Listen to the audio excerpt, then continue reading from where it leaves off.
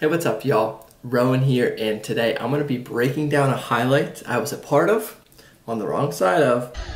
Testing McDonald, but it's an insane sky from Calvin Stoughton. But by doing so, I'll be able to do three things for you. First, I'm going to give an in-depth breakdown on the pull play and the play itself.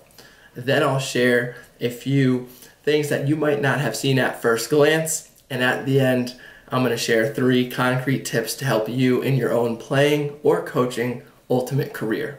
First up is the initial setup and play, because there's a lot of valuable information that I got on the field and that you can see now from the sideline. The first thing was our call was hard no round backhand. So I knew that right off the bat. As soon as somebody caught it, we weren't going to go flat, we weren't going to stop a huck, we were just going to jump to a no round backhand and almost bait the huck. Second, I noticed it was a normal split stack play. There was 2 on the strong side. That was me guarding Calvin Stoughton and Alex Atkins and Jeremy Hess. First things first is Calvin just cleared deep out, and it was pretty obvious this was a decoy. Now, red in offense, Calvin got a step or 2 on me, which was fine because I knew that was not the real look. Instead, Alex comes downhill and gets, I think, only about a 5-yard play. So now, like I said, we were going hard no round, and at this point, Calvin was so deep, it must have been 40 yards downfield, that I was totally fine just letting him go.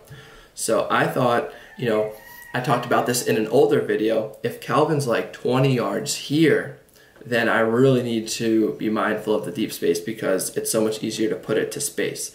But the deeper my player gets on when I'm on defense, the more I really try to keep them out. Now, here's when the huck went up. Calvin 30, 40 yards downfield. Alex just rips a backhand, and it's crazy. If you take a look on film, it was right over my head, and that's what made the play hard, because I couldn't go out and get the disc. Not only can I not read it as well if I'm trying to track it over my head, but I can't get a full jump on it. So when the disc gets trapped over your head, you're in a tough spot as a defender, and Calvin, who was able to read it a little bit better because he was wider, made a great jump and a great play on the disc. Now that we set the stage for the whole play, I want to share a few things that you can use coming from this highlight in your own game as a player or coach.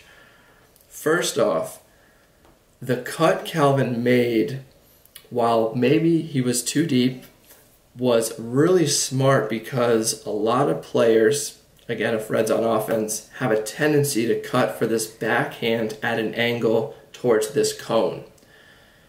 Now if that happens, the disc would be out in front of me, and since it's such a far throw, Calvin would probably have to slow down a little bit because he'd be approaching the sideline.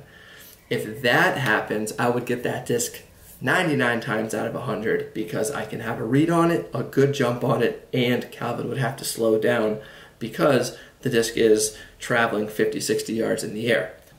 The second thing that I can take away from this play is that if I'm ever way deep downfield and the disc is coming up over my head, then I would in fact have had time to kind of take a few wide steps to keep the disc in my sights to make a cleaner jump on it.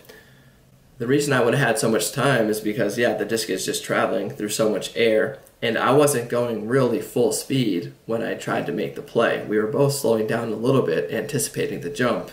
Lastly, this was a well-executed pull play, so make sure you're trying this one as a team. This is a good way to get your hucker the disc with a one-on-one matchup to your speed player out in space. Anyways, I hope you enjoyed this behind the highlight breakdown. I really think I played this as well as I wanted to. I was able to, force my player way out, and the huck went out when he's way out, and that's usually a place where I get the block, but Calvin just outplayed me in this instant.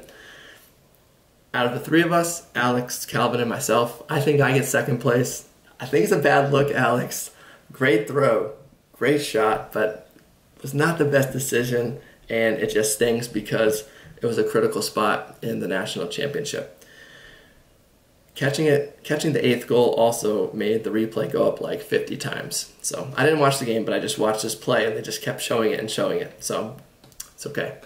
Anyways, stay tuned here on YouTube. You know, more ultimate content's coming at you, and more disc golf content is coming at you too. Hope you like them both. Go Frisbee.